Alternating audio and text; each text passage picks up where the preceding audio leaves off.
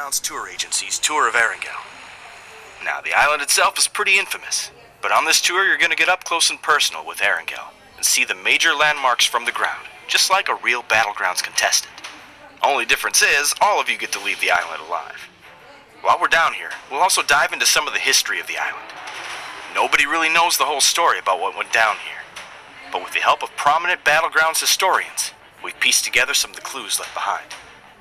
Now, when people still lived here, there was quite the little community on the island. Farmers, laborers, physicians, teachers, even dock workers made up Erangel's economy, and everyone contributed to keep the island a self-sustained place. Even after the military took control of Sosnovka, life kept on like normal for a time. But as the occupying force got more oppressive and more demanding of the population,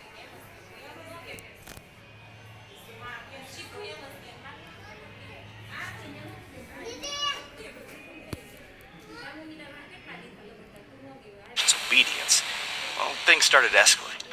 Resistance against the military started to rise up, which caused the military to tighten their grip, and so on. Of course, that all ended in 1965 when the bombs started dropping. Anyway, our first stop on the tour is Kameshki. It might look like a sleepy seaside town, but Kameshki was actually quite important to the resistance, as is apparent by their hidden in plain sight base. This was one of several bases set up around the island to monitor what the military was doing and plan strikes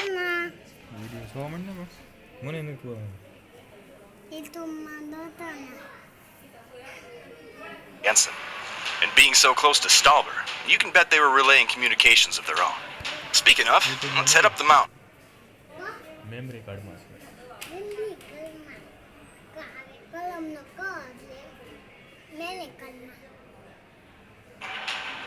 Stalber is one of the highest points on Erangel, and as such was the perfect spot to set up communications arrays. While we don't know for sure which side of the conflict controlled Stalber, the resistance base in Kameshki and the bunker just down the hill tell us that this area was mostly blue territory. They even flew the flags of their enemy down here to help throw them off their trail. This here is Erangel's infamous crash site. It's nothing compared to that aircraft graveyard down on Sosnovka, but it being so out of place is exactly what makes it interesting. Nobody's quite clear on how the plane went down, but these things don't really have a habit of just falling out of the sky by themselves. That was before flight data recorders were widely used, so we might never know what took her down. But she's part of the island now, and part of the tour. Georgopol was a priority for the occupying force, as it housed a large portion of Erangel's population, and was the island's most prominent port, with shipping containers full of supplies from the mainland arriving every week. They set up base in the north of the city and put its jail to good use once the blue flags started flying around. Some of you noticed the cameras around. Those are a more recent addition to make sure none of the Battlegrounds action is missed. They get replaced pretty often with all the bullets flying around. Speaking of surveillance and bullets flying, that mountains of Gatka was a prime place to set up surveillance, or even a sniper nest. It's a pretty safe bet that the resistance was up there keeping an eye on the Red Eye. That's it for the first leg of our tour.